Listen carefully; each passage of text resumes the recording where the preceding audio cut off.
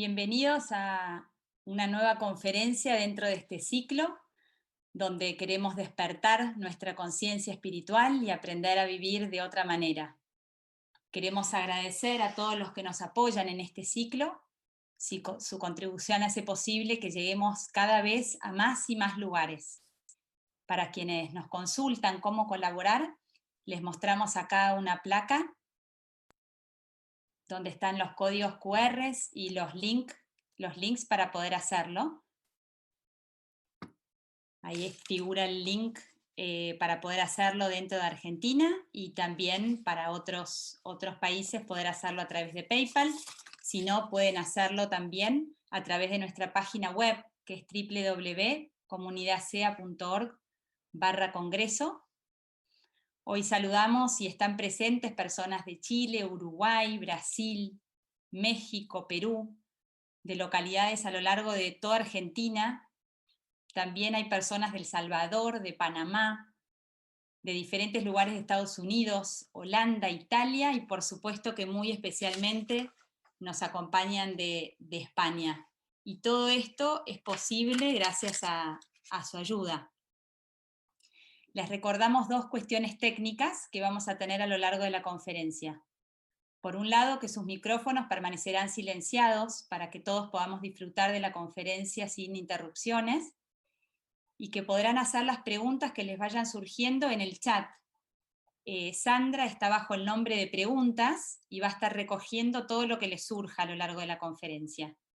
Al terminar va a haber un espacio donde Inés se las va a acercar a nuestro orador. Y ya los dejo con Inés, los saludamos a todos y nos quedamos con Inés, que estará presentando y acompañando a nuestro orador de hoy.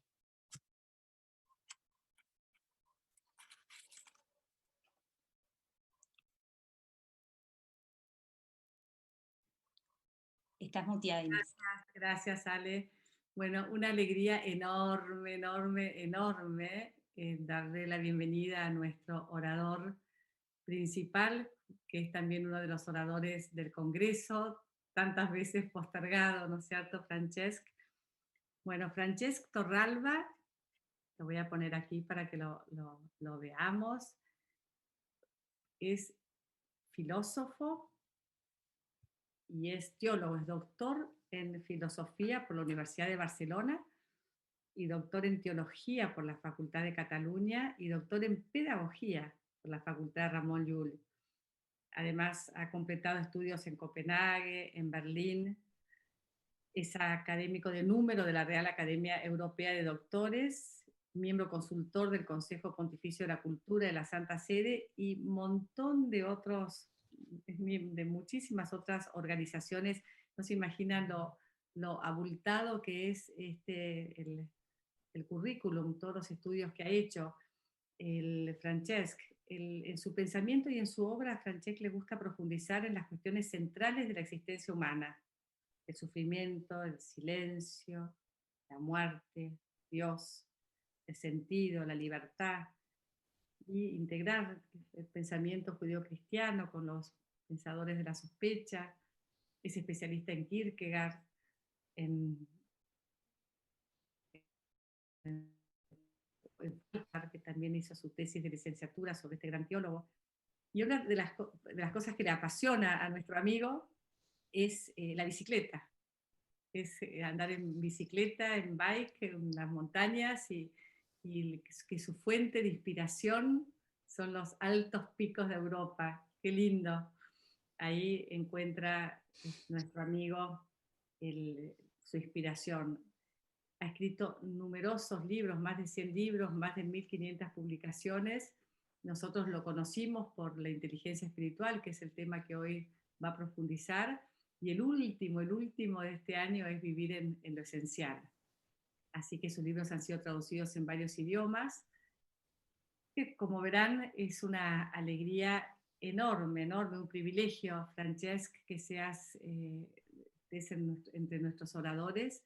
Queremos beber de tu sabiduría, escucharte, y te damos muchas, muchas gracias por estar con nosotros. Nos quedamos con Francesc. Pues muy buenos días y gracias, Inés, por esta presentación. También gracias a todos ustedes por seguir esta conferencia a través de la tecnología que nos permite este encuentro casi diría a nivel mundial. Agradezco la invitación, agradezco la buena disponibilidad para las preguntas, los comentarios. Les animo a sugerir preguntas, comentarios y también observaciones, a lo que trataré de explicar. Trataré de ser muy pedagógico, muy claro, con el fin de poder llegar a todos ustedes y sobre todo de transmitir algunas ideas esenciales, que es lo que me propongo en esta conferencia de carácter preliminar para el congreso que, si Dios quiere, celebraríamos el año que viene. Quiero empezar, antes de entrar en la temática, que propiamente es la inteligencia espiritual, como un ideal inherente a todo ser humano. Antes de entrar en ello, querría empezar por un alegato a favor de la esperanza, sobre todo en un contexto de crisis global, de crisis pandémica, de profundo sufrimiento social y económico de tantísimas personas y familias. Me parece importantísimo subrayar esta virtud teologal, que es la virtud de la fe, que es especialmente necesaria en contextos de crisis, en contextos de noche, en contextos de oscuridad. Decía Kierkegaard que la esperanza consiste en entrever posibilidades. Una persona tiene esperanza cuando es capaz de entrever posibilidades, cuando nadie las ve, cuando todos practican la moral de derrota, el desencanto, el nihilismo. La esperanza consiste en identificar posibilidades y tratar de abrir caminos en contextos difíciles. Y eso es precisamente lo que debemos hacer en situaciones tan sumamente trágicas como las que estamos viviendo. Ustedes en su continente, en su país, pero la crisis es global, es pandémica y además nos exige cultivar esta esperanza y esa confianza en nosotros mismos, en la comunidad, en la ciencia y también en la experiencia de no estar solos frente a esta situación. Dicho eso, voy a tratar de organizar esta presentación sobre esta temática tan apasionante y por otro lado tan innovadora y tan pionera, que es la inteligencia espiritual. Trataré de organizar esta presentación en tres apartados, en tres momentos, para que también puedan seguirla de una manera muy pedagógica. Primero trataré de ahondar lo más reflexivamente posible en el concepto de inteligencia. ¿Qué significa una vida inteligente? ¿Qué significa optar inteligentemente? ¿Qué significa una comunidad inteligente? En definitiva, tratar de abordar en torno a este concepto, que es tan nuclear, que es el concepto de inteligencia, para ver todos los matices, todas las diferentes dimensiones que hay. Y de hecho la inteligencia, como veremos, es una potencia del alma. Los clásicos medievales distinguían tres potencias del alma: la inteligencia, la memoria y la voluntad. Pues trataremos de ahondar qué significa esto de inteligencia, que los medievales la denominaban intellectus, y luego con el femenino intelligentia. En un segundo momento trataré de abordar el adjetivo espiritual, ¿no?, que también es una palabra muy polisémica, que se presta a muchísimas interpretaciones distintas. Y al menos me gustaría aclarar de qué hablamos cuando hablamos de esta modalidad, esta tipología de inteligencia que denominamos inteligencia espiritual. Por eso trataré de abordar el adjetivo. ¿Qué es eso de inteligencia espiritual? Y luego en un último momento trataré de abordar algunas capacidades, algunas potencias o poderes que nos da esta inteligencia y que todos podríamos cultivar, desarrollar, hacer crecer a lo largo de nuestras vidas. Por eso en el título hablo de un potencial inherente. de un recurso inherente que todo ser humano tiene. Lo que pasa que en grados de desarrollo diferentes, como ocurre con todos nuestros potenciales. El potencial lingüístico, el potencial físico, las potencias que tenemos, las capacidades, siempre dependen de su cultivo, su desarrollo y su plenitud. Por tanto, este potencial que es la inteligencia espiritual es inherente a todo ser humano, pero desigualmente desarrollada. Y lo que voy a tratar de mostrar es qué capacidades, qué habilidades nos da y por qué son tan valiosas en la vida personal, en la vida profesional, en la vida comunitaria, y por qué deberíamos cultivarlas y, sobre todo, estimularlas en las personas más jóvenes, en los niños, en los adolescentes, en los jóvenes, de tal modo que tengan eso que denominamos un desarrollo integral, holístico, pleno. Muchas veces la educación sucumbe al reduccionismo, desarrolla una parte del ser humano pero se olvida de otras, desarrolla un aspecto pero se olvida de otros aspectos. Y de lo que se trata cuando educamos es de desarrollar todo el ser humano, todo el potencial inherente, tanto lo que vemos, lo tangible, como lo intangible, tanto su vida activa como su vida contemplativa, tanto su mente como su corazón. Y muchas veces simplemente sucumbimos a una parte. Y eso es lo que llamamos reduccionismo educativo.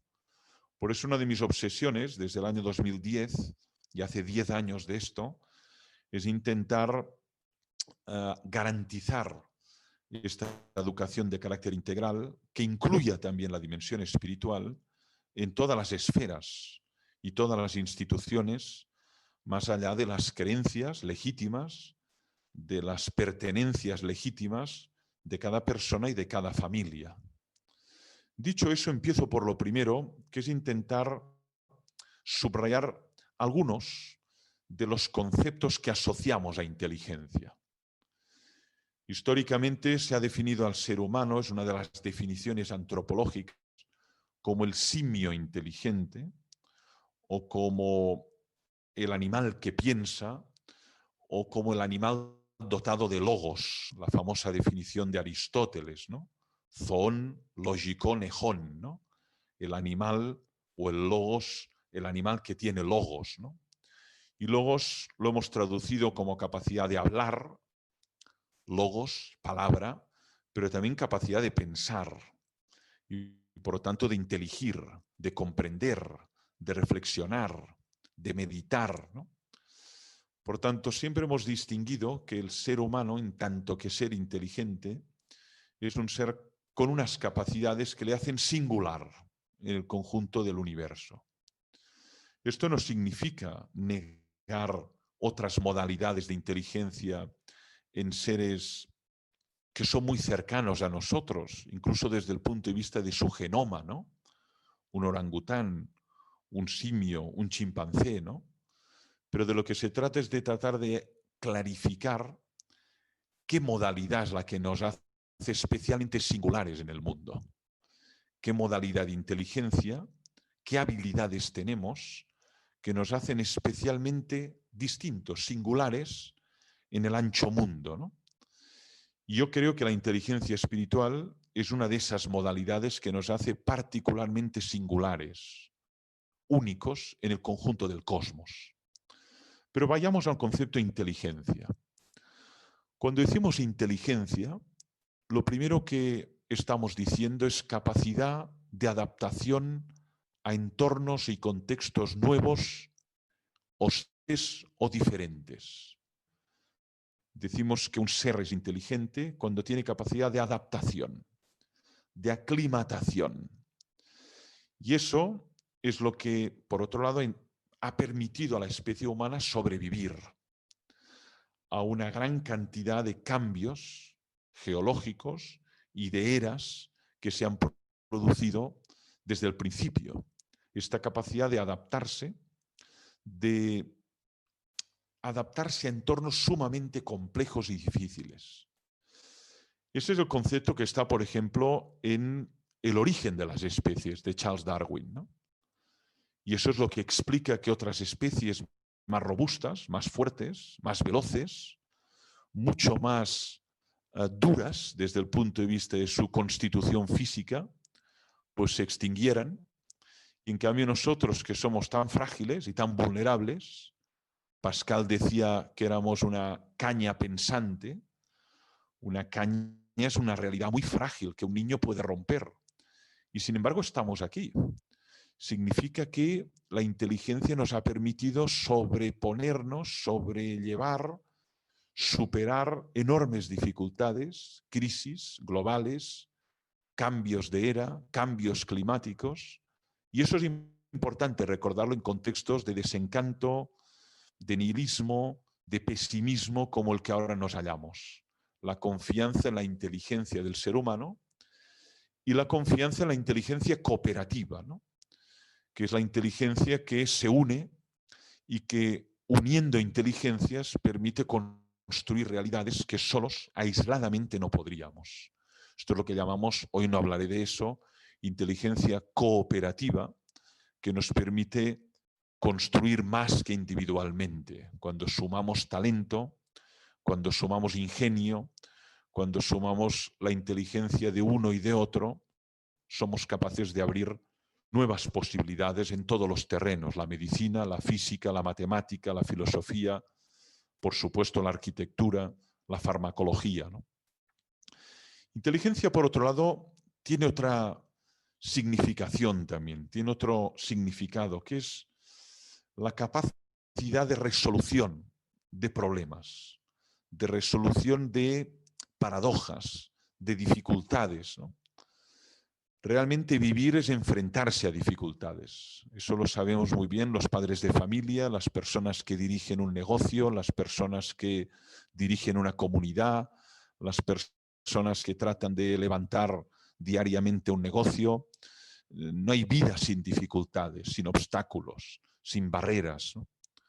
Pues bien, la inteligencia nos permite resolver esas dificultades, vislumbrar vías, formas de resolución, aunque sean provisionales, aunque sean circunstanciales, pero es capacidad resolutiva, capacidad de sopesar pros y contras de las opciones que tenemos y finalmente optar por esa que creemos que es la más acertada, que es la menos dolorosa, que es la menos lesiva. Y hablamos de una comunidad inteligente cuando tiene esta capacidad de resolución de problemas y por lo tanto de buscar la mejor alternativa dada una situación. Eso individualmente también es limitado, por eso es tan importante la comunidad. La comunidad de seres inteligentes nos permite a través del diálogo, de la cooperación, de la palabra y la escucha, de la palabra y del silencio que se van alternando, hallar soluciones a problemas a veces mayúsculos que puede vivir una familia, una comunidad, una región, tanto a nivel micro como a nivel macro, ¿no? Por eso yo soy tan partidario de buscar soluciones comunitarias a problemas complejos y evitar la caída en el individualismo, porque la perspectiva individual siempre es limitada. Ve lo que ve. Y sin embargo, la suma de perspectivas permite hallar soluciones más complejas a situaciones que requieren un análisis muy pormenorizado a nivel económico, a nivel social, a nivel espiritual, a nivel moral o problemas a nivel eclesial, ¿no? Hay una tercera idea de inteligencia que también quiero compartir con ustedes. Decimos que alguien es inteligente cuando es capaz de leer profundamente la realidad. Hay una forma de vida que llamamos frívola o superficial, que se mantiene en la superficie, que de algún modo se mantiene en la máscara, pero no ahonda, no penetra, no profundiza. Eso también se da en el terreno de las relaciones interpersonales. Muchas veces son relaciones de maquillaje, relaciones de cortesía, pero relaciones que se quedan ahí, en la fachada, en la exterioridad. Y sin embargo, una persona inteligente es una persona que va a fondo, que trata de ir más allá de la apariencia, que trata de leer dentro, que no se queda con el anuncio, el eslogan, y que además cuestiona ese eslogan y lo pone en tela de juicio, lo pone entre paréntesis. Muchos eslóganes publicitarios son un insulto a la inteligencia. Eslóganes publicitarios sobre la felicidad, sobre la libertad, sobre el amor, que cuando uno los piensa a fondo se da cuenta que son verdadera frivolidad, verdadera estupidez, que no pueden contrastar un mínimo análisis racional. Pues bien, una persona inteligente es la que no se queda con la superficie, sino que va a fondo. Para decirlo en un lenguaje bíblico, es una persona que trata de ir al fondo, al corazón del ser humano. Ustedes lo saben muy bien, el corazón en la antropología bíblica es el centro de gravedad de la persona, es el núcleo. En la antropología griega es la cabeza. Los griegos sobre todo subrayaron que el ser humano, como decía antes, está hecho para pensar. Y en cambio en la antropología bíblica el ser humano está hecho para amar, lo cual no significa que no piense ni que no pueda pensar, pero que su centro de gravedad es precisamente la capacidad de amar. Pues bien, una persona inteligente es la que va a fondo en una relación, al comprender un negocio, al comprender una comunidad, un texto, una obra de arte. Digamos que es intolerante a la superficialidad, es intolerante a la frivolidad.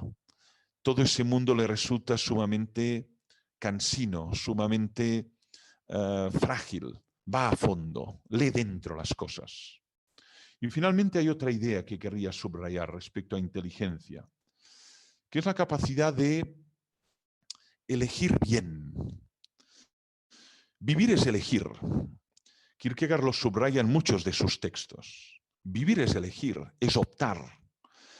Y hay opciones que nos angustian profundamente, sobre todo las que son de carácter irreversible y dicotómico. Me refiero, por ejemplo, a ser padre o no ser padre. Esta es una decisión que es dicotómica, uno es padre o no es padre, y además es irreversible. Cuando uno es padre ya no puede dejar de serlo. Y esa paternidad le transforma, le cambia la mirada, el modo de enfrentarse a los problemas, la manera de vivir. Pues bien, la inteligencia se demuestra en las elecciones que un ser humano es capaz de abordar a lo largo de su vida. Todos hemos hecho elecciones académicas, profesionales, afectivas, elecciones de todo tipo. Y sin embargo, algunas somos conscientes que nos hemos equivocado. Otras, en cambio, tenemos conciencia de que acertamos con esa persona, acertamos con ese estudio, acertamos con ese libro, lo que significa que somos capaces críticamente de leer retrospectiva a nuestra vida y observar qué opciones realmente dieron buen fruto y qué elecciones, qué decisiones pues fracasaron, porque el error forma parte también de la vida humana. Recuerden a los clásicos, errare humanum est. Por lo tanto, el error está ahí y el error también es una ocasión de aprendizaje. Pues bien, una persona inteligente se demuestra en sus elecciones, cómo elige, cómo decide. Hay decisiones de carácter irracional, ciegas, completamente alocadas, que por lo general tienen como consecuencia el naufragio, el sufrimiento, el dolor. Y sin embargo hay elecciones que hemos pensado, meditado, ponderado, deliberado con otros y que finalmente las hacemos y tienen éxito. Significa que elegir no es una tarea fácil, pero cuando uno trabaja su inteligencia es capaz de anticipar los pros, los contras, los beneficios, los riesgos, y eso evita muchos naufragios y muchos sufrimientos. Pues bien, yo creo que educar la inteligencia de los niños es enseñarles a elegir, es enseñarles a optar. Y por lo tanto también a aprender de sus fracasos y de sus errores, para que eso quede en la memoria para futuras decisiones y quede ahí como una memoria que alarma o que despierta de un futuro error, ¿no? Inteligencia, por lo tanto, es capacidad de hacer buenas elecciones, capacidad de adaptación, capacidad de resolución de problemas y de leer dentro de la realidad, de profundizar. Ahora voy al adjetivo, que es la inteligencia espiritual. Ustedes saben que desde Howard Gardner, pues, se han planteado un verdadero árbol de inteligencias, una verdadera red de inteligencias. Ya no hablamos de una inteligencia, sino que hablamos de múltiples inteligencias que se dan en todos los seres humanos. Y estas inteligencias nos habilitan para distintas actividades. La inteligencia matemática, pues, nos permite sumar, restar, dividir, multiplicar, derivar, integrar, desarrollar problemas físicos complejos. Y mientras que la inteligencia interpersonal, pues, nos permite empatizar, establecer vínculos, comprender situaciones, simplemente establecer buenas relaciones con nuestros semejantes. Por tanto, no somos seres unidimensionales. Esa expresión que hizo tan popular Herbert Marcuse, ¿no? El hombre unidimensional. No, somos seres pluridimensionales, somos seres políglotas porque podemos articular distintos lenguajes, somos seres polifacéticos porque podemos desarrollar distintas actividades, productiva, la actividad contemplativa, la actividad activa. Somos seres que tenemos múltiples habilidades y múltiples inteligencias. Y una de esas modalidades es justamente la inteligencia espiritual. En alguna parte de la bibliografía internacional sobre inteligencia espiritual se la denomina también existencial. A veces se la denomina también trascendente. La terminología no es irrelevante. Hay palabras que abren vínculos y hay palabras que rompen relaciones y que abren zanjas entre las personas. La palabra existencial, por ejemplo, tiene una connotación más filosófica y que nos remite al existencialismo como corriente filosófico, ¿no? Cuando decimos inteligencia existencial, nos referimos a esta capacidad que tenemos de plantearnos preguntas fundamentales en nuestra vida. ¿Para qué existir? ¿Qué sentido tiene? ¿Para qué sufrir? ¿Cuál es el propósito de la vida? ¿Somos libres? ¿Qué podemos esperar después de la muerte? Este tipo de preguntas a cuestiones de naturaleza existencial son muy propias de una persona que cultiva esa modalidad. Y eso ya lo observamos en ciertos niños, en adolescentes, en jóvenes, también en adultos. Algunos de ellos viven esas preguntas con gran congoja. Recuerden la expresión de don Miguel de Unamuno, el gran filósofo de Salamanca, ¿no? La congoja. Bueno, pues existencial es un tipo de manera de identificar esta modalidad de inteligencia. Otros, en cambio, inteligencia trascendente. Y trascender es ir más allá. Es una palabra que tiene mucha enjundia, que tiene mucho contenido, ¿no? Trascender la apariencia, trascender el espacio, trascender el tiempo, trascender las precomprensiones, los prejuicios, los tópicos, significa ir más allá de lo que veo, de lo que oigo, de lo que me dicen, trascender, ¿no? Y la inteligencia trascendente sería, por lo tanto, una inteligencia que nos permite ir más allá de lo que es tangible, de lo que es material, de lo que es visible, ¿no? Como una preintuición de lo que está oculto, de lo que está escondido, ¿no? En el credo de Nicea se afirma que hay en el mundo lo visible y lo invisible, ¿no? Pues bien, la inteligencia trascendente es la que nos permitiría ir más allá de lo visible, intuir lo que hay dentro del corazón de alguien, ir más allá de la mueca, de la fachada, de la exterioridad. Recuerden, por ejemplo, la distinción de esta filósofa convertida al cristianismo y santa de la Iglesia Católica, que es Edith Stein, ¿no? Cuando distingue exterioridad e interioridad, ¿no? La exterioridad es lo que percibimos a través de nuestros sentidos, ¿no? Percibimos un cuerpo, unos ojos, unas manos, percibimos una boca, oímos una voz, aunque sea a través de la pantalla. Eso es la exterioridad de alguien. Su cuerpo, su indumentaria, su puesta en escena, ¿no? Pero no conocemos a alguien hasta que no hemos indagado en su interioridad, hasta que no hemos buceado en su interioridad. Y por lo tanto esto es trascender la exterioridad. Quien se queda en el cuerpo, quien se queda en la indumentaria, quien se queda en la fachada, no puede decir que conoce a alguien. Solo quien ha indagado más allá, ha trascendido, puede decir que conoce a esta persona, lo que quiere, lo que desea, lo que le angustia, lo que cree, lo que espera, y todo eso no está en su fachada, no está en su cara, no está en su epidermis. Por tanto, inteligencia espiritual se puede denominar también existencial o trascendente. La mayoría de autores anglosajones y angloamericanos y también australianos que han desarrollado bibliográficamente este tema han optado por spiritual intelligence o inteligencia espiritual, ¿no? Yo mismo opté por este término cuando en el 2010 publiqué Inteligencia Espiritual, ¿no? Pero soy consciente que es una palabra que da equívocos, que puede plantear incluso entuertos o incluso malas comprensiones, ¿no? Vayamos a ver de qué estamos hablando, ¿no? Y para qué nos capacita esta inteligencia, ¿no?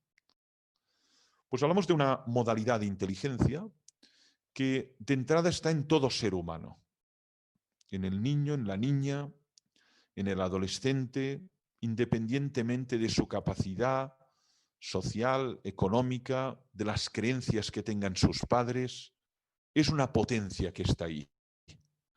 Recuerden la distinción aristotélica entre potencia y acto, ¿no? Potencia es lo que uno puede hablar, uno puede conducir, uno puede cocinar, son potencias que tiene un ser humano. Pero para que se hagan realidad necesita la paideia, necesita la educación. Para que ese niño pueda hablar, alguien tiene que hablarle. Para que pueda cocinar, alguien tiene que enseñarle a cocinar. Para que pueda finalmente hablar otra lengua, necesita un profesor que le enseñe esa lengua, ¿no? Cuando ya domina algo, hablamos de acto, hablamos de dominio, de realidad, de facticidad, ¿no?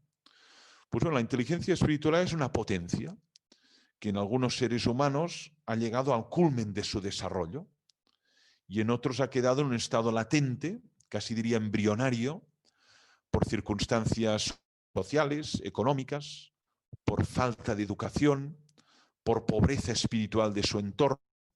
Ha quedado allí como una semilla sin cultivar y por lo tanto no se ha desarrollado plenamente.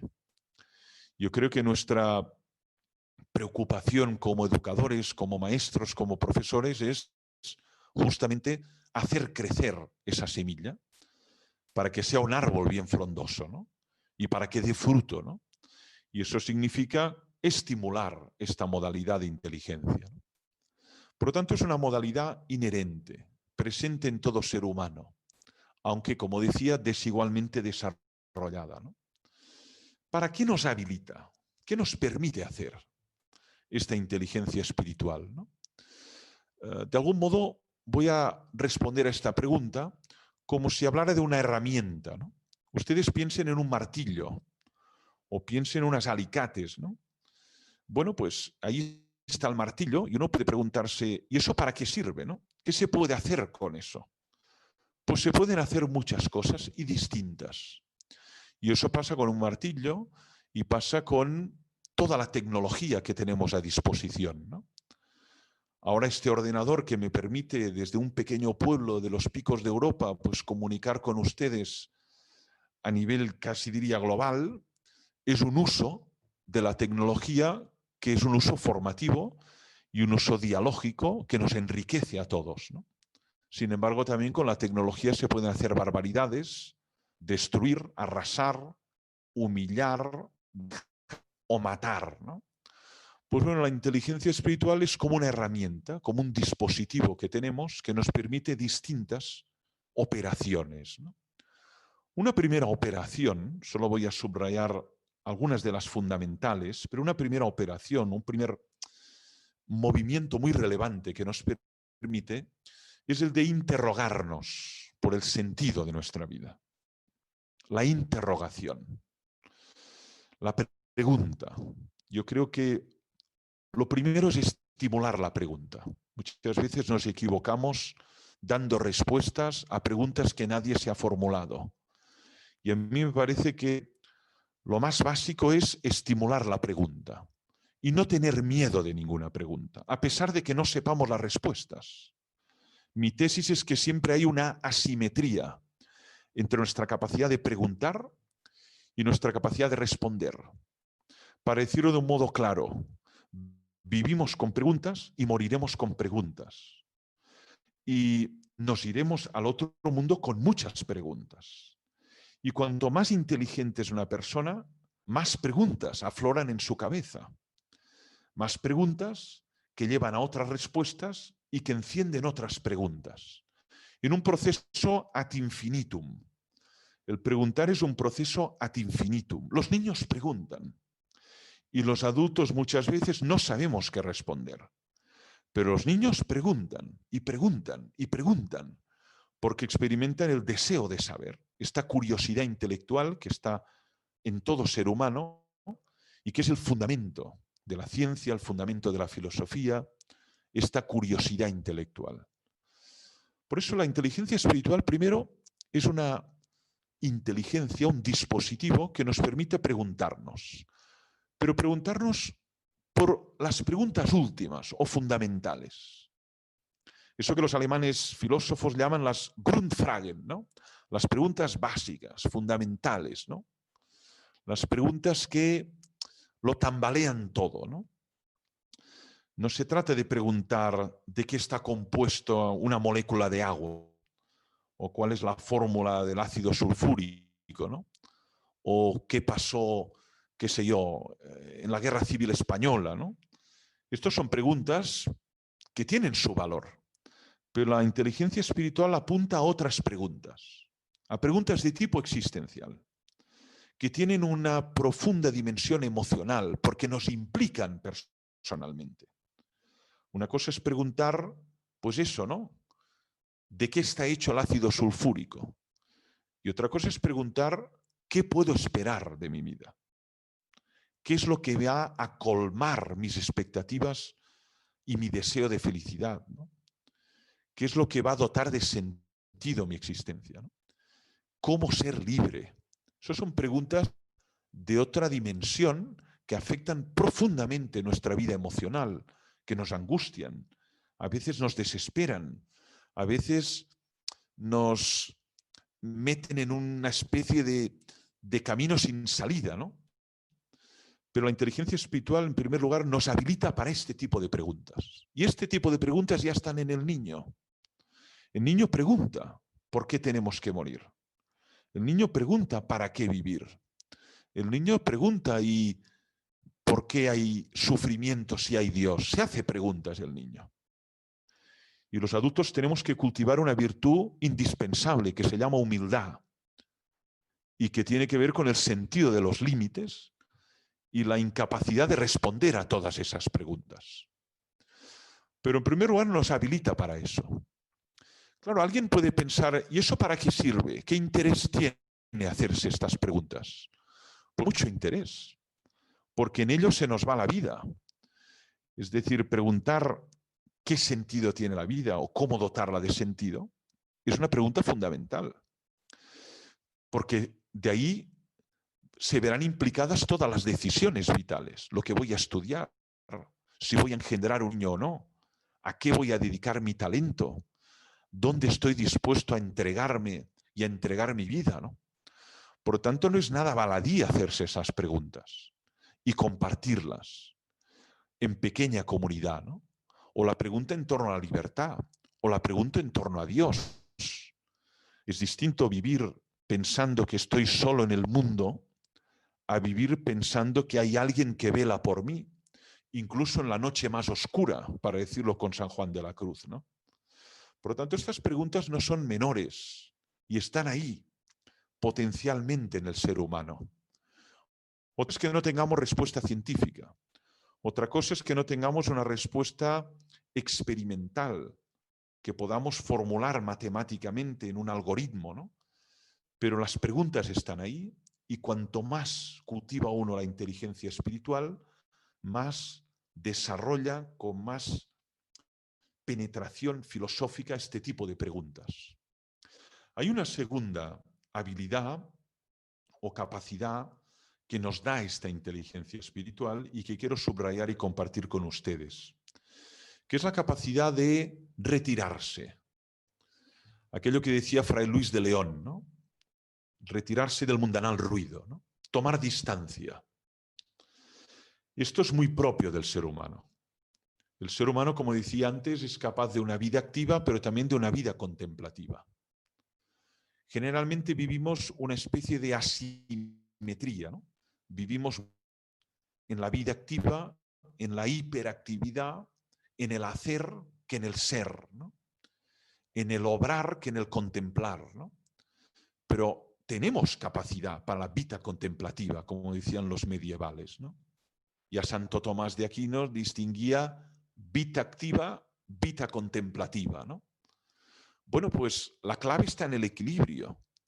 Y lo que ha pasado y nos pasa en nuestras vidas es que hay como un desequilibrio, una ibris, una desmesura que dicen los griegos, ¿no? Hiperactivismo, activismo salvaje, hacer, hacer, hacer y hacer, y la vida contemplativa se va como esfumando, se va como desvaneciendo, ¿no? Y sin embargo, la inteligencia espiritual nos permite tomar distancia de nuestra vida activa y observarla, contemplarla, valorarla, explorarla, criticarla, juzgarla. Y eso es enormemente valioso para cambiar esta vida. De hecho, se trata como de ser espectador de uno mismo. Nosotros tenemos la habilidad de poder observar cómo vivimos. Y eso es enormemente difícil, porque precisamente cuando contemplamos nuestro obrar es cuando observamos nuestras lagunas, nuestras incoherencias, nuestras fragilidades, nuestros errores, nuestras transgresiones, nuestras traiciones. Y eso duele. Y sin embargo, es el único modo de mejorar como seres humanos. Yo me lo aplico como profesor. Los profesores vivimos gran parte del tiempo frente a los alumnos. Enseñamos, explicamos, evaluamos, examinamos. Pero es muy útil para un profesor tomar distancia y preguntarse, ¿cómo estoy desarrollando mi labor? ¿De profesor? ¿O de padre? ¿O de cura? ¿O de líder político? ¿O de líder sindical? ¿O de simplemente de una madre anciana que sufre Alzheimer? ¿Cómo estoy desarrollando mi papel en el mundo? Y esa capacidad de dar distancia nos la da la inteligencia espiritual. Y también nos permite valorar, emitir un juicio de valor y por lo tanto también observar si uno tiene que cambiar, modificar, cambiar su estilo de vida, su forma de ejecutar la docencia, o bien lo que tiene que hacer es mantenerse en ese estilo porque observa que llega, el mensaje llega, los alumnos aprenden, los alumnos participan y además gozan con esa explicación, ¿no? Ese tomar distancia me parece imprescindible. Y eso sí que para muchos antropólogos es genuinamente humano. Y ahí está la clave de la libertad. Somos seres que no estamos programados solo para responder a estímulos. Recuerden el famoso esquema de la psicología conductista, ¿no? Estímulo, respuesta, ¿no? Llega un estímulo y tú respondes. Y de este modo, pues, el ser humano está como programado, ¿no? Llega un estímulo que le dice, tienes que comprar este objeto. Y él recibe el estímulo y compra. Y es verdad que gran parte de la publicidad funciona así. El estímulo-respuesta de las masas. Sin embargo, una persona que ha cultivado la inteligencia espiritual, cuando recibe el estímulo, se pregunta, ¿tengo que responder? ¿Tengo que responder lo que ellos esperan que responda? ¿O puedo responder otra cosa? ¿O puedo no responder? Por eso yo vinculo mucho la inteligencia espiritual a la práctica, por ejemplo, de la no violencia. Uno de los personajes históricos que para mí es ejemplar en el desarrollo de la inteligencia espiritual es Mahatma Gandhi. Cuando uno recibe un golpe, cuando a uno le humillan, le insultan, le escupen o simplemente le abuchean, es fácil que se produzca la reacción, acción-reacción. Sin embargo, la no violencia requiere una toma de distancia, una capacidad de no responder instintivamente a esa provocación, darse tiempo y no responder. Y eso es muy difícil, pero eso es consecuencia de la inteligencia espiritual. Y Mahatma Gandhi fue un ejemplo paradigmático de eso. Luego también Martin Luther King, que se inspiró en la filosofía de la no violencia de origen hindú, que en la lengua propiamente materna de Gandhi la llamaba Ahimsa, ¿no? Pues bueno, la inteligencia espiritual nos permite tomar distancia de nuestros instintos, de nuestras reacciones, de nuestras emociones, de nuestra vida, de nuestras relaciones, y eso es muy valioso para poder auditar cómo estamos. Yo les animo a pensar el concepto de auditoría existencial, ¿no? Hablamos de auditar una empresa, de auditar una universidad, de auditar una ONG. Y cuando pensamos de auditar, pensamos siempre en números, entradas, salidas, dinero, capital. Vamos a auditar existencialmente, que significa voy a preguntarme cómo estoy viviendo, cómo trato a mis semejantes, cómo trato a mis alumnos, cómo trato a mis hijas, cómo trato a mi madre, cómo trato a mi esposa, ¿no? Nos habilita para una tercera capacidad, la inteligencia espiritual, que también quiero compartir con ustedes en este tramo ya final, que es la capacidad de maravillarse de la realidad, esta capacidad de sorpresa, esta capacidad de pasmo, esta capacidad de admiración frente a lo real. Las personas más espiritualmente inteligentes son personas que se admiran del arte, de la naturaleza, de una flor, de la nieve, del agua, de los ríos. Piensen en San Francisco de Asís, ¿no? Y su capacidad de maravilla frente a la naturaleza, ¿no? Es decir, la inteligencia espiritual nos permite asombrarnos de la realidad que nos circunda, ¿no? Y ese asombro, esa maravilla, es el motor de la interrogación. Lo dijo Aristóteles muy bien en el libro 12 de la Metafísica, antes ya. La admiración o el asombro es el fundamento de la filosofía, también de la ciencia. Uno se asombra y se pregunta, ¿y eso cómo funciona? ¿Y por qué pasa? ¿Y volverá a pasar? Por lo tanto, el asombro, por un lado, expresa nuestra ignorancia. Uno no se asombra de lo que conoce, se asombra de lo que desconoce. Y por otro lado, mueve la curiosidad intelectual. Uno se asombra de que se haga de noche. Cuando era de día se hace de noche y se por qué se ha hecho oscuro ahora. O de que empiecen a caer estrellas del cielo, ¿no? La noche de San Lorenzo, ¿no? Bueno, pero ¿por qué pasa esto? Por lo tanto, detrás de un científico, de un astrónomo, de un físico, de un químico, de un filósofo, hay siempre alguien que se asombra de algo y que trata de explicarlo con alguna conjetura, con alguna hipótesis. Y así es como se desarrolla la ciencia. Por eso a mí no me parece correcto oponer inteligencia espiritual a desarrollo científico. Todo lo contrario, todo lo contrario. Detrás de un personaje como Einstein, como Planck, como Bohr, como incluso Hawkins, hay personas que se asombran de la realidad y se hacen preguntas. Y ese asombro es vida espiritual. También nos asombramos del arte, y nos asombramos de la belleza, y nos asombramos de el mar, de los acantilados, ¿no? Pues bueno, la inteligencia espiritual nos permite asombrarnos. Y por eso me parece que es fundamental estimularla. No hay cosa que un niño que ya no se asombre de nada, que venga de vuelta de todo, que nada le active su curiosidad, su pasión por saber, su anhelo por indagar, ¿no?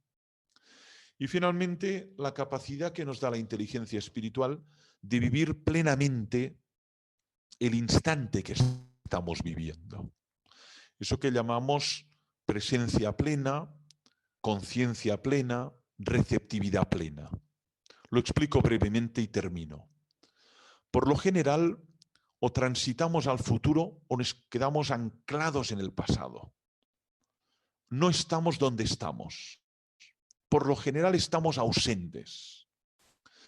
Estamos presentes en cuerpo, pero estamos ausentes porque la mente viaja hacia el futuro y se preocupa de lo que tiene que venir, o bien retrocede al pasado y queda como atrapada en un nudo del pasado. Y eso es el rencor o el resentimiento. En cambio, la inteligencia espiritual nos permite estar donde estamos, ¿no? O estar presentes, plenamente presentes. Y alguien se preguntará, bueno, ¿y esto qué significa? Pues estar receptivos. ¿Y qué significa estar receptivos? Dilatar todos los sentidos, todas las percepciones, ¿no? Uno está presente cuando está muy atento. Piensen en la atención plena, ¿no? Auditivamente, visualmente, olfactivamente, táctil, uno está plenamente presente cuando está atento. Y eso significa estar en una actitud de receptáculo, en una actitud de recipiente, ¿no? Estar dispuesto a recibir. Estar dispuesto a recibir la novedad. Lo que ocurre, lo que pasa, lo que dicen, las preguntas que me hacen llegar. Pero también las no preguntas, pero que observo a través de una mueca, a través de un cambio de mirada, ¿no? Cuando uno está atento, vive mucho más plenamente presente a su entorno. Y eso yo lo relaciono con la compasión. Cuando uno está atento, también se da cuenta del sufrimiento de su entorno, de que ese señor lleva 3 días sin cambiarse de ropa, de que esta señora está sufriendo, aunque no lo dice, aunque no lo expresa, porque discretamente lo guarda en su interioridad. Pero como estoy atento, por alguna rendija, por algún intersticio, he captado esta situación. Y por tanto empatizo con ella. Y por lo tanto me solidarizo con ella. Yo creo que en gran parte el problema que sufrimos es que no hay atención en un autobús, en un metro, en la calle. Pasamos de largo. Y cuando uno está atento, se da cuenta. Y ese sufrimiento lo vive como propio. Eso es compasión, compatior, compartir el padecimiento del otro, ¿no? Por eso no es extraño, y ahora sí que termino, que las personas más desarrolladas desde el punto de vista de su espiritualidad, independientemente de su religión o de su no religión, son personas muy compasivas. Porque están atentas al sufrimiento de los seres humanos, al sufrimiento animal, al sufrimiento del mundo, a lo que Schopenhauer decía, los dolores del mundo, ¿no? Y por lo tanto no pueden pasar de largo.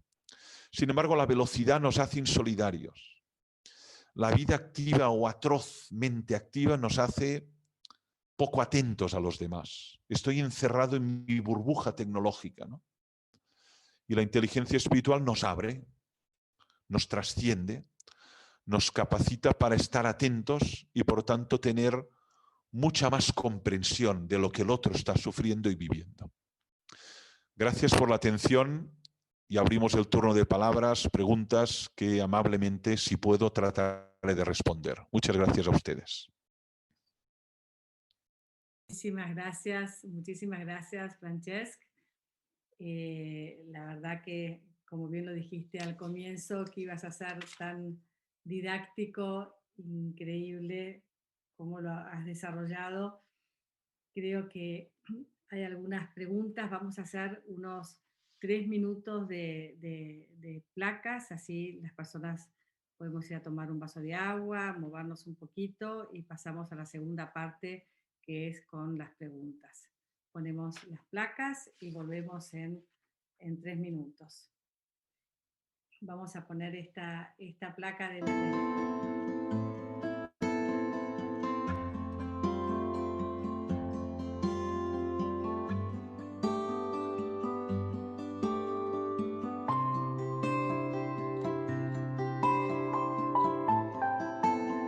podamos ir pensando.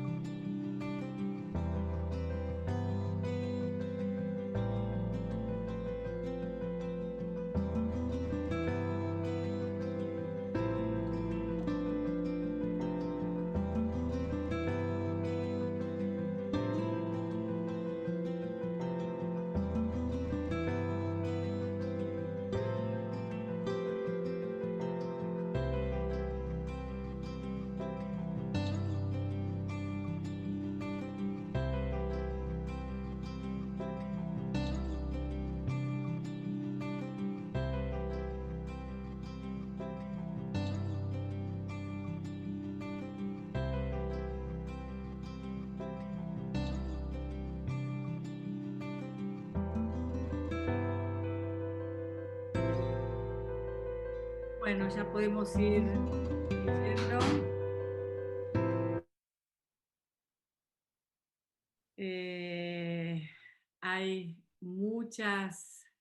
muchas preguntas. Muy bien, fantástico, mejor. A ver si Muchas podemos preguntas. tratar de responder algunas al menos. Sí, y muy interesantes. Pero bueno, te digo algunas. Acá preguntan, ¿qué relación hay? Te voy diciendo de a tres más o menos. ¿Te parece, Francesc? Muy bien, de acuerdo. ¿Qué relación hay entre inteligencia espiritual y emocional? ¿Qué lugar tiene la intuición en este aspecto de la inteligencia de tomar buenas decisiones? ¿Y cuál es la directriz de las múltiples inteligencias que tenemos? Presumo que hay una que está por encima de las otras. ¿Cuál es la rectora para el desarrollo de los demás? Y después nos habla, dice que cuando hablamos de inteligencia racional, tratamos de averiguar un coeficiente. ¿Existe algo así como un coeficiente espiritual? Vamos por esa primera. Muy bien, pues gracias por las preguntas. Seré también breve para facilitar que haya más y para, sobre todo, suscitar lecturas, porque hay muchas de estas preguntas que probablemente en algunos libros ya estén respuestas y que pueda ser útil acercarse a ellos. Empiezo por la directriz. Hay una gran discusión sobre cuál es la inteligencia que nos hace más genuinamente humanos. Para mí, no tengo duda. Yo creo que la primus inter en los clásicos es la inteligencia espiritual, ¿no? Eso no significa que la inteligencia matemática o la inteligencia musical o la inteligencia emocional no tengan un enorme valor, ¿no? Pero me parece que la que radicalmente nos hace distintos y la que se convierte en directriz, como decía la pregunta, es la inteligencia espiritual, ¿no? Y de hecho se ha estudiado la conexión entre inteligencia espiritual y musical, inteligencia espiritual y emocional, inteligencia espiritual e interpersonal, y existen vínculos muy interesantes, ¿no? No tenemos que pensar estas realidades como compartimentos estancos y separados, ¿no? Sino que forman una red y están interaccionando continuamente y hay un influjo mutuo entre una y otra modalidad. Respecto al coeficiente, existen varias propuestas de coeficientes. De hecho, cualquiera de ustedes puede hacer el esfuerzo de poner en un buscador, Google o Yahoo, Spiritual Inteligencia coeficiente, y verá que hay distintos test para poder evaluar cuál es el grado de inteligencia espiritual que tiene un ser humano. Como pasa con la inteligencia lógica matemática, como pasa con la inteligencia emocional o incluso la inteligencia musical, ¿no? Por tanto, sí que hay sistemas de medición discutibles, lógicamente, para medir el grado de desarrollo de inteligencia espiritual de una persona, ¿no? Yo, sin embargo, no he entrado en estas cuestiones de verificación experimental o de medición, porque no forman parte de mis intereses, medir, tabular, ¿no? Pero existen y hay tesis doctorales sobre esto para poder medir y cuantificar si uno desarrolla más o menos y qué grado tiene de inteligencia espiritual. Pero, insisto, siempre discutibles, como pasa con cualquier test de inteligencia. Más cuestiones. Acerca de la intuición. ¿Qué lugar tiene la intuición en este aspecto de la inteligencia? Sí, no la había oído, es verdad, ahora te oigo bien, Inés. A ver, la intuición, los clásicos la definían como una mirada inmediata de una realidad sin, digamos, prolegómenos, ¿no? Uno tiene una intuición, es como una, casi diría como una revelación, como una iluminación, pero que no es fruto de un proceso argumentativo, que no es fruto de un proceso de deliberación, ¿no? Intuyo algo. Significa veo algo, no con mis ojos físicos, sino con el ojo espiritual, veo algo, pero no es consecuencia de una argumentación, ¿no? Bueno, hay personas más intuitivas que otras y hay un vínculo, lógicamente, de inteligencia e intuición. Pero, sin embargo, hay personas muy intuitivas que no han desarrollado una inteligencia como la lógico-matemática o la inteligencia musical, ¿no? Pero lo ven, ¿no? Tienen como un sexto sentido que lo ven, ¿no? Y eso también pasa a nivel espiritual. Puede haber personas que tengan una intuición espiritual, una experiencia espiritual, siendo niños, siendo muy jóvenes, y sin embargo no hayan desarrollado todo este proceso de preguntas vitales, análisis, reflexión sobre su vida, ¿no? Piensen en Teresa de Lisieux, ¿no? Que era una santa muy joven, una niña, y tuvo ya pues una intuición espiritual, y que otros viven 90 años y nunca tienen tanta claridad, ¿no? Por lo tanto, esto es algo que calificaría más de don que no de fruto del trabajo de la inteligencia. Exacto. Acá nos preguntan. Más preguntas. Más preguntas. Acá nos preguntan. ¿Cómo vos decís que optaste por el concepto de inteligencia espiritual? ¿Cómo definís espiritualidad y en quién basás esta definición? Y después te preguntan también que, bueno, creo que está contestado, ¿no? Pero bueno, hay una pregunta en qué debo hacer para desarrollar la inteligencia espiritual. Y si la inteligencia espiritual tiene que ver con la no dualidad. Si es así, ¿podrías profundizarlo? ¿Qué puede Sí. llevar a una persona inteligente a no querer desarrollar su inteligencia espiritual? Vamos por esas. Bien. Respecto a lo primero, a ver, es evidente que cualquier persona que reflexione sobre espiritualidad tiene unas fuentes. Y me parece que lo más honesto intelectualmente es revelar esas fuentes de inspiración, ¿no? Nunca partimos de nada. Entonces yo cuando ahondo en este concepto, ya no digo inteligencia, sino simplemente espiritualidad, tengo tres grandes referentes, que son por un lado Søren Kierkegaard, ¿no? Que escribe abundantemente sobre espiritualidad, especialmente en sus diarios. Tengo otro referente más cercano en el tiempo, que es justamente Hans Urs von Balthasar, ¿no? Teólogo católico. Y tengo como referente a Edith Stein, citada a lo largo de mi presentación, ¿no? En último término, cuando hablo de espiritualidad, mi referente último es Santa Teresa de Ávila, ¿no? Me parece que lo que tenemos que hacer es sobre todo buscar grandes referentes que nos acompañen y referentes que puedan ser solventes y además verificados históricamente, ¿no? Especialmente en un contexto donde hay tanta multiplicación de opciones, ¿no?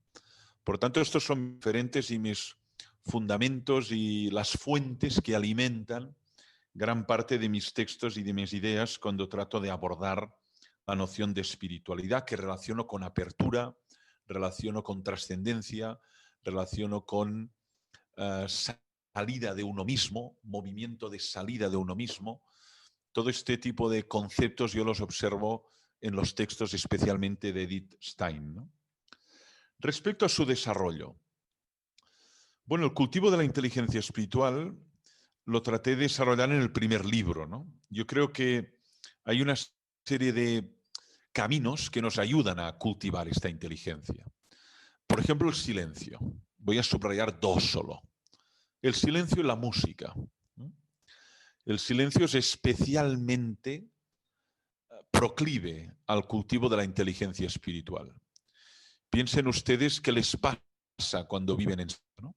Se hacen preguntas, toman distancia de su vida, pueden contemplar más atentamente la realidad, perciben cosas que no perciben cuando hay ruido, cuando hay tumulto, cuando hay, en definitiva, mucha contaminación acústica. Y por eso es extraño que en las órdenes monásticas, desde los benedictinos dominicos hasta los cartujos, tenga en ellas tanta importancia en esas reglas el silencio, la taciturnidad, ¿no? Como modo de cultivar la espiritualidad, ¿no? Y luego la música. La música nos eleva, ¿no? Decía San Agustín que la música nos eleva, la música sacra, ¿no? La música, cada cual tiene sus gustos estéticos, pero la música nos transporta, ¿no? Nos eleva, nos sitúa en otro plano, nos ayuda a trascender, ¿no? Esto pasa con el gregoriano, pero también puede pasar con María de Schubert, y puede pasar con Albignoni, y puede pasar con música contemporánea, ¿no? Por eso no es extraño que en muchas tradiciones religiosas clásicas la música ya ha jugado este papel muy relevante para hacernos elevar la mirada desde otra esfera, ¿no? Elevarse a otro ángulo, ¿no? Y finalmente la pregunta de la no dualidad, ¿no? A ver, no cabe duda de que la idea de la no dualidad, que está tan presente en la filosofía, sobre todo hindú y especialmente en los Upanishads, ¿no? Lo que llamamos la filosofía de la adualidad o de la no dualidad, tiene que ver con esta experiencia de unidad fundamental de todo con todo, ¿no? Pues bien, la persona que cultiva la inteligencia espiritual y que está plenamente atenta, es muy probable que experimente esa no dualidad, ¿no? Ese sentirse uno con toda la realidad circundante, ese sentirse fraternalmente unido a todo cuanto hay, ¿no? San Francisco de Asís se refería al hermano sol, hermana luna, hermana muerte, hermana nieve, hermana noche, una experiencia de formar parte de ese todo, ¿no? Por lo tanto, es muy probable que en los niveles más elevados de cultivo de la inteligencia espiritual, la dualidad se disuelva y uno sea capaz de reconocerse en todo y por tanto de experimentar lo que el otro sufre como sufrimiento propio. Muchas gracias, Francesc. Hay más preguntas todavía. Ya son 600 personas las que te estamos escuchando aquí en Zoom y otras tantas en YouTube. Ha despertado un gran interés tu charla y ya nos están preguntando si está grabada, y sí, está grabada. Acá nos preguntan, muchas inteligencias están fuertemente condicionadas por lo biológico, lo neurológico. ¿Cómo afecta este condicionamiento a la inteligencia espiritual? Otra más, que va, se ve que es a los niños y a los jóvenes. ¿Cómo poner límites a los niños sin coartar la libertad y dejando ser la inteligencia espiritual? ¿Y cómo fortalecer la inteligencia espiritual en los jóvenes? Muy bien, pues gracias por las preguntas, el interés y la enorme paciencia de seguir la exposición a distancia, ¿no? Cuando es presencial, pues siempre es mucho más gestualidad por el movimiento del cuerpo y sin embargo todavía tiene más valor la escucha atenta tanto rato y de tantas personas, ¿no? Bueno, hay abordajes múltiples a la inteligencia espiritual. Hay abordajes que van desde la filosofía, la psicología, la psiquiatría, la sociología, la neurología, ¿no? Y de hecho, este abordaje que yo no he hecho, yo no soy médico, no soy neurólogo, pero he leído esta bibliografía y lo que tratan de analizar es qué tipo de área del cerebro, ¿no? Especialmente, digamos, entra en actividad neuronal cuando nos hacemos determinadas preguntas existenciales, cuando nos asombramos de la realidad, cuando tomamos distancia, ¿no? Es decir, el neurólogo lo que verifica es que hay un área de nuestro cerebro particularmente capacitada para este tipo de interrogantes existenciales o espirituales, ¿no? Por lo tanto, que hay como un fundamento orgánico de eso, como un fundamento biológico, ¿no? Y esto es interesante, del mismo modo que identificamos en nuestro cerebro un área pues, que tiene que ver con la memoria, o tiene que ver con el lenguaje, o tiene que ver con el ámbito lógico-matemático. Significa que esta idea de inteligencia espiritual no está ahí, digamos, pululando en el aire, sino que tiene un encaje y un arraigo en lo biológico y en lo orgánico, y que se puede verificar por la actividad eléctrica del cerebro cuando uno desarrolla alguna de estas actividades subrayado. Respecto al límite y a la libertad. Bueno, esta es la pregunta clave, ¿eh? Muchas veces pensamos que educar en la libertad significa pues no poner límites, ¿no? O no poner fronteras. Y que cuando ponemos límites o fronteras, lo que estamos es coartando. Y eso es así cuando hablamos de personas adultas, ¿no? Sin embargo, no cabe duda de que el desarrollo del niño es progresivo, ¿no? El niño nace, se desarrolla, pero es muy frágil, es muy vulnerable, es muy influenciable, ¿no? Es fácilmente adoctrinable, fácilmente se le puede arrastrar por aquí o para allá, o se le puede manipular, ¿no? Yo creo que el gran antídoto a toda forma de manipulación y a toda forma de coacción es sobre todo enseñarle a pensar y enseñarle a reflexionar, ¿no? Y enseñarle a preguntar, ¿no? Y a deshacerse de prejuicios y de tópicos, ¿no? Naturalmente que hay que poner límites. Si no hay límites viene la barbarie, ¿no? Y el límite es el respeto a la integridad del otro, a su dignidad, a su libertad, a su intimidad. Naturalmente que tiene que haber límites. Sin límites solo hay barbarie, solo hay noche, solo hay oscuridad y abusos de poder, ¿no? Otra cosa es qué límites y otra cosa es hasta qué punto, ¿no?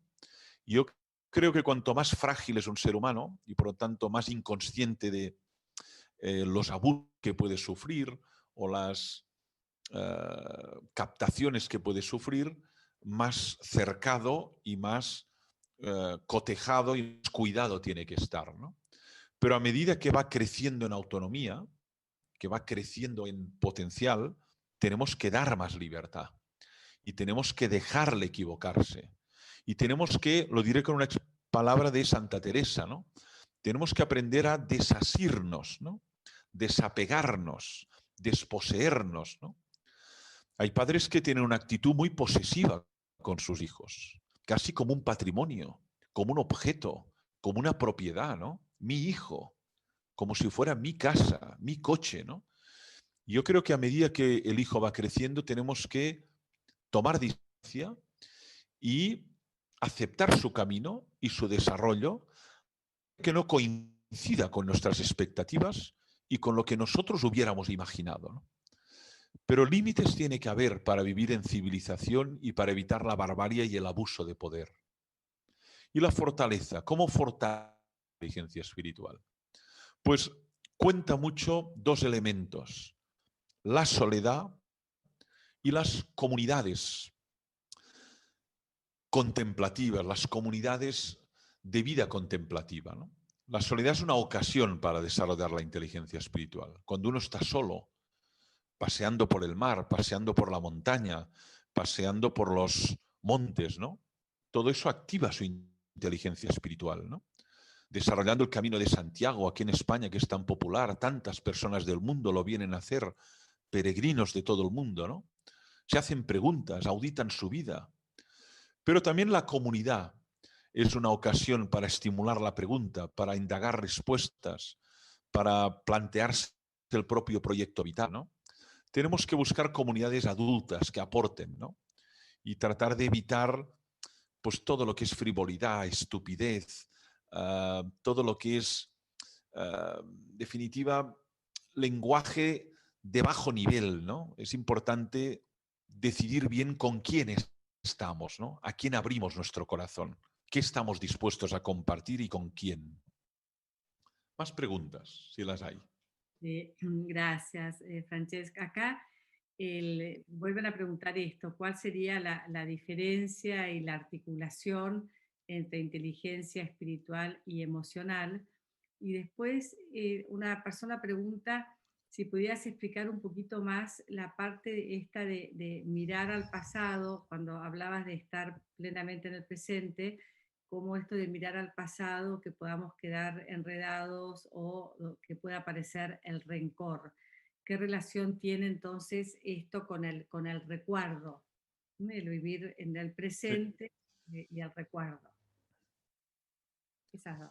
Respecto a lo primero, este vínculo entre inteligencia emocional y espiritual sí que ha sido objeto de mucho estudio, ¿no?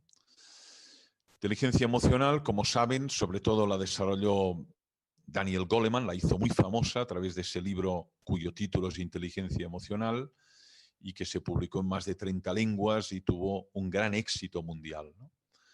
Y sobre todo es la inteligencia que nos capacita pues, para identificar nuestras emociones, canalizar las emociones tóxicas o destructivas de manera creativa, digamos así. Nos capacita también para expresar correctamente nuestras emociones tonificantes y también nos capacita para identificar las emociones ajenas. lo que el otro siente, ¿no? A pesar de que no lo diga. Si se siente triste, alegre, nostálgico, melancólico, apenado, desesperado, ¿no? Hay personas con una gran inteligencia emocional que tienen esta capacidad de identificar lo que está más allá de la piel y que el otro lo niega, ¿no? Y en algunas profesiones esto es muy relevante, ¿no?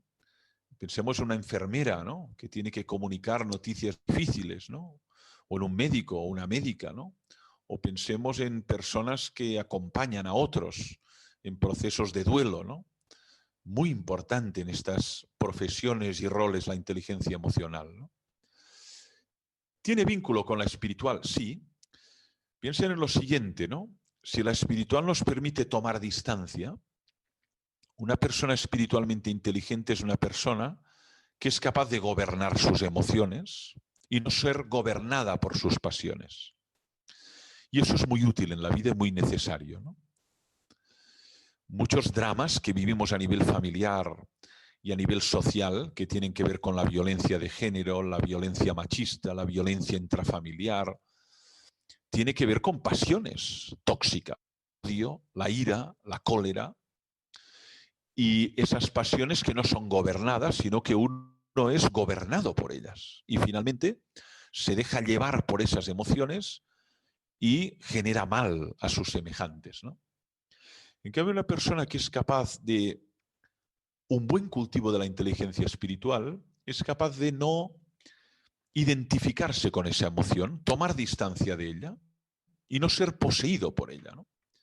Es capaz de distinguir que él no es el odio ni la ira, aunque ahora siente odio o siente rencor o siente celos o siente envidia, ¿no? Pero es capaz de tomar distancia y no dejarse invadir o colonizar por esa pasión tóxica. Y eso evita un enorme sufrimiento, ¿no? Porque cuando uno es colonizado o secuestrado por una emoción de este tipo, pues viene la violencia, viene el abuso, viene la agresión. El rencor. Max Scheler definió el resentimiento como una especie de intoxicación del alma, como un envenenamiento del alma. Lo dice muy bien en un libro extraordinario que se llama El resentimiento en la moral. Lo tienen en lengua castellana, el original es en alemán, ¿no? El resentimiento en la moral, ¿no? Pues bien, lo que pasa con el ser humano es que con frecuencia decía o viaja hacia el futuro o se queda como anclado en el pasado.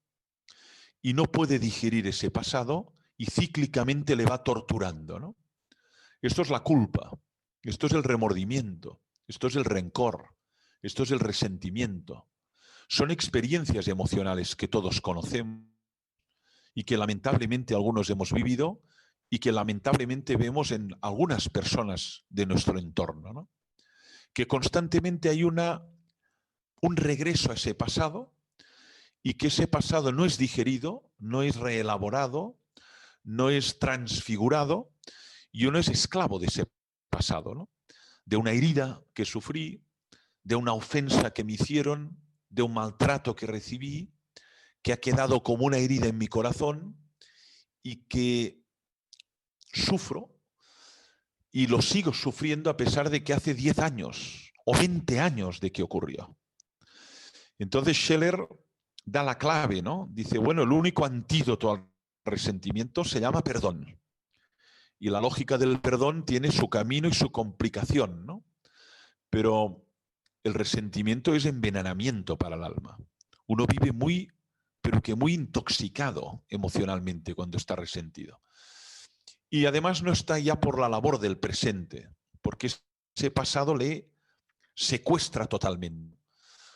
Por eso la inteligencia espiritual nos permite tomar distancia y no quedar atrapados por ese pasado ni preocupados por ese futuro, ¿no? Sino vivir plenamente el presente que tenemos ahora como si fuera lo único, ¿no? Esta respuesta, esta videoconferencia, este desayuno con mi hija, este texto que estoy escribiendo, este pájaro que está cantando, ¿no? Sino simplemente la realidad nos pasa por delante y no nos damos cuenta. Bueno, aquí dos últimas preguntas. Muchos de los que te estamos escuchando aquí somos acompañantes espirituales, somos educadores. ¿Qué le dirías al terminar para un acompañante espiritual en su mirada para desarrollar esta inteligencia espiritual? ¿Y qué le dirías a un educador, a estos educadores de niños, adolescentes y jóvenes, pero así como algo muy, muy concreto de todo lo que dijiste? Y después mirá la pregunta que te hacen. La pregunta dice, una persona que dice que espera acá, que le gusta, a ella le gusta, me apasiona la bicicleta y la natación. Siempre sentí que estas dos actividades me sumergen en una experiencia profunda, me abre a la creatividad, me acerca a respuestas. ¿Cómo es en tu experiencia la relación entre el deporte y la inteligencia espiritual?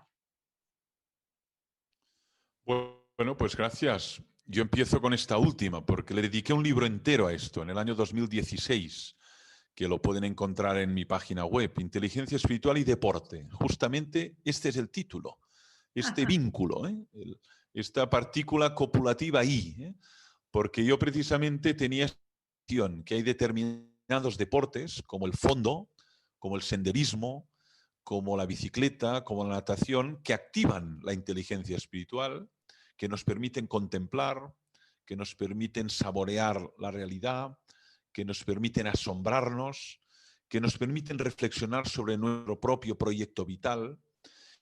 Y son deportes generalmente en el entorno natural, generalmente practicados en soledad, que requieren una continuidad, como el correr, como el caminar, como el pedalear, y que, al menos desde mi punto de vista, desarrollan mucho capacidades espirituales, incluso capacidades como la meditación, la contemplación o la oración, ¿no? Incluso la oración puede ser practicada mientras uno anda o corre o nada, ¿no? Por lo tanto, ahí encontrará algunas de las claves de esta respuesta, donde intento abordar que, a pesar de que aparentemente el deporte es una actividad puramente física, es un error entenderlo así, ¿no? El deporte es una actividad polifacética que activa la inteligencia emocional, la inteligencia interpersonal, la inteligencia espiritual, por supuesto también nuestra imaginación y por supuesto también nuestra elasticidad, nuestra capacidad de resistencia, nuestra agilidad física, nuestros reflejos. Por lo tanto, es muy completo, es muy holístico, ¿no? Pero sería un error reducirlo a desgaste físico y a puro desgaste de tendones, ¿no? Para mí esto sería una reducción muy grave de una actividad como el deporte, que además nos permite cultivar valores muy nobles, como el sacrificio, la constancia, la perseverancia, la humildad. Cuando uno hace deporte, se da cuenta de sus límites y eso le permite ser muy humilde, ¿no? Cuando le pasan por delante, cuando no puede seguir, cuando se cansa y tiene que parar, cuando se agota, experimentar su fragilidad. Y esto es una lección en la vida de primer orden, ¿no? Por lo tanto, es un tema que ahí traté de abordar y probablemente le puede interesar acercarse a este texto. Y un consejo muy claro, decías, y muy concreto a quienes desarrollan la noblísima labor de acompañar espiritualmente a otros, ¿no? A otros seres humanos, ¿no? Yo aquí la clave me parece que es ayudar al otro a desarrollar su proyecto vital, ¿no? El concepto proyecto vital me parece muy importante, ¿no? ¿Usted para qué vive? ¿Usted para qué vive? ¿Cuál es el objetivo de su vida?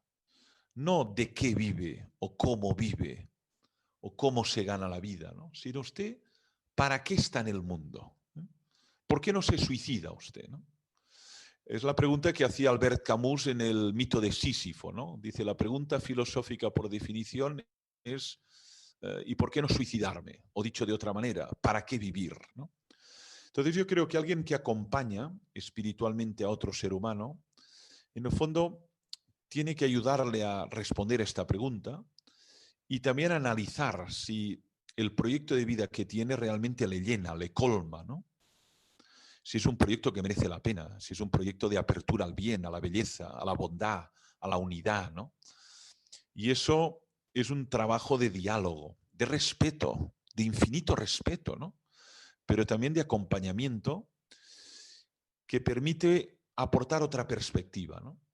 Y yo creo que es muy valioso, pero por otro lado tiene que ser muy respetuoso con esa intimidad y con esas decisiones, pero que le ayude a decidir ese proyecto vital y a desarrollarlo en su plenitud, porque en el fondo Kierkegaard decía que vivir es una obra de arte, ¿no? Y cada uno de nosotros está llamado a hacer con su vida una obra de arte, una obra singular, una obra distinta, ¿no?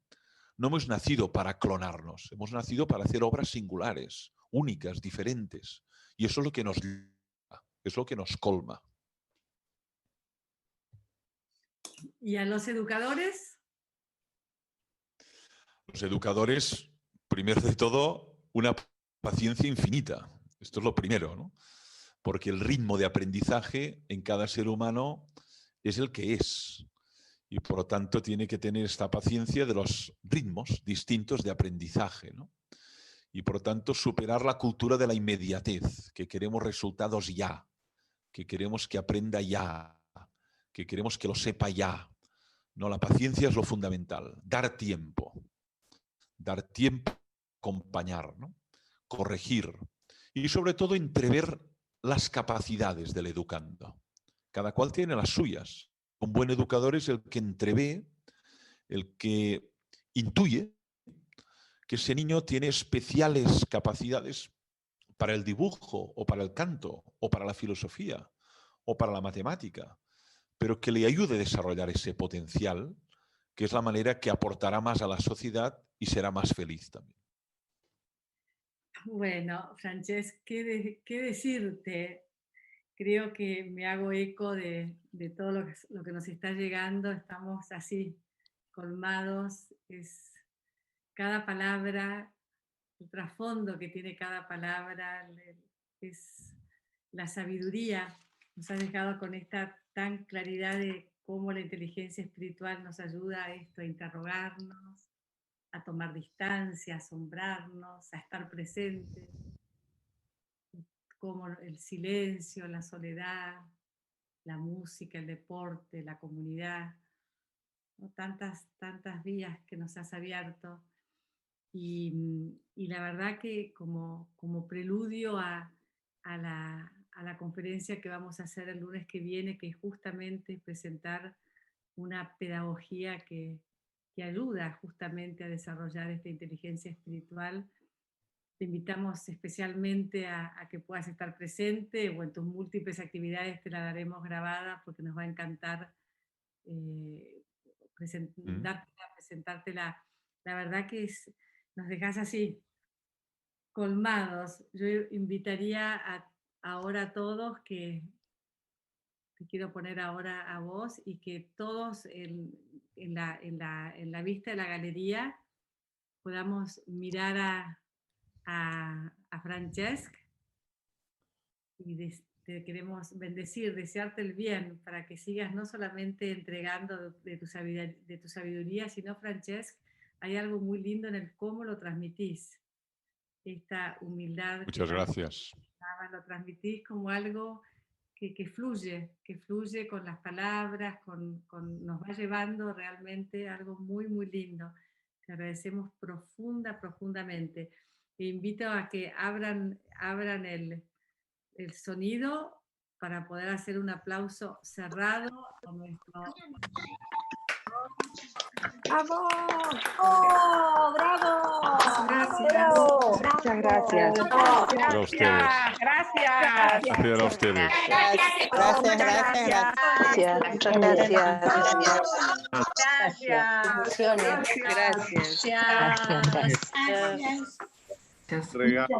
Gracias. Un regalo, así un regalo. Muchas gracias. Muchísimas gracias. Gracias. Muy lindo. Lindo, muy claro, muy profundo. Muchas gracias. Muchas gracias a ustedes. Maravilloso, maravilloso. Gracias y hasta la próxima a ustedes. Inés, Hasta la gracias. próxima. Chao, chao. Adiós, que nos dio esta oportunidad. Muchas gracias. Dios bendiga. Estamos terminando juntos desarrollar este espiritual. muero por leer tus obras, así que las vamos a conseguir en tu página web. Muchísimas gracias, Francesca. Gracias a usted. Adiós, hasta la próxima. Adiós, muchas gracias. Adiós. Adiós. Quiero a todos. Vale. Muchas gracias. Maravilloso. Adiós a todos. A todos.